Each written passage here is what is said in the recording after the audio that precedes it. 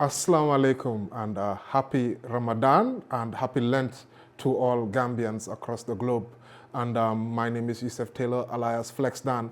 Another episode of Numbers Don't Lie.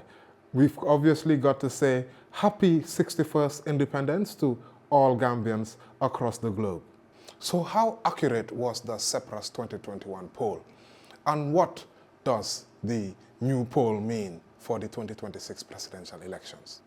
Since the 2026 opinion poll was released just last month, it has sparked national debate. The government issued a statement. Opposition parties responded. The GDC outright rejected the findings. And last week, I interviewed Honorable Iseunudabo of the UDP to get his reaction on the CepRass poll. Go check out that interview. But CepRass claims that it has successfully predicted the outcomes of previous elections in the Gambia. So the real question is, how accurate were they in 2021? On your screen, you can see the CepRass 2021 poll on the left and the IEC 2021 presidential elections on the right. Let's break it down side by side using this chart to see how close the predictions really were. The data shows that CepRass 2021 poll correctly predicted the order of finish in the elections, as you can see. Now, however, 24% of respondents in that poll said they were undecided. If we remove that undecided category and focus only on decided voters, the numbers become much closer to the final results. But just how close? Let's look at the margin of difference. We calculated the gap between CepRass 2021 predictions and the final IEC results. And here's what we found. CepRass underpredicted nearly every major candidate. The largest underprediction was NPP by 9%, GDC by 7%. All other candidates were underpredicted by less than 5%. And on average, CepRass underpredicted results by only 4%.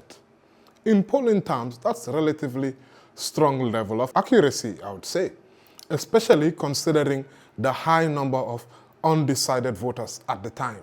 So yes, CepRass was reasonably accurate in 2021. But what has changed for 2026? In 2021, only 6 candidates contested the presidential elections. For 2026, it's looking like a different political landscape. More than 20 parties have either registered with the IEC or intended plans to do so. A few independent candidates are also expected. That means more fragmentations, more alliances, more uncertainty. In short, more variables. Now let's compare the CepRass 2021 poll versus the 2026 poll. Has support shifted? The comparison includes only candidates who appear in both polls, which is very important. And the result shows that the NPP alliance appears to have gained approximately 2% support. Meanwhile, opposition figures listed in both polls appear to have lost some ground. You can see the percentages. At least for now, the 2021 CepRass poll suggests a modest increase in support for the NPP alliance.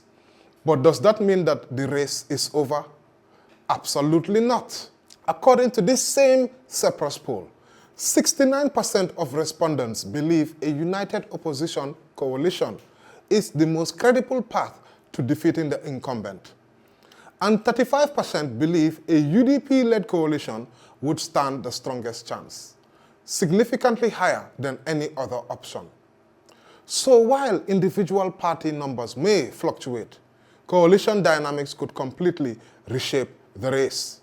It's important to note that these findings are based on CepRass interviewing 1,245 eligible voters across all local government areas.